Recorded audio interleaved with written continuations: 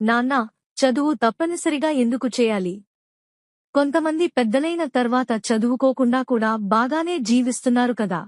అలాగా అనిపించవచ్చు, కాని చదువు మనకు జ్ఞానం, శ్రద్ధ మరియు మన లక్ష్యాల వైపు దారితీసే మార్గాన్ని చూపుతుంది.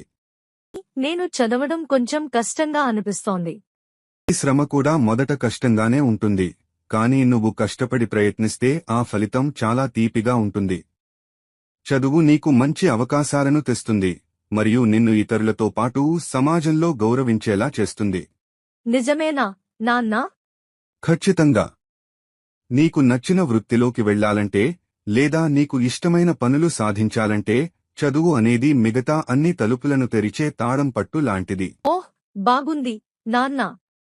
నేను ఇకపై మరింత శ్రద్ధగా చదవతాను. చక్కగా చదివి జీవితంలో నిన్ను చూసి నేను గర్వించాలనిపించే స్థాయికి చేరుకో.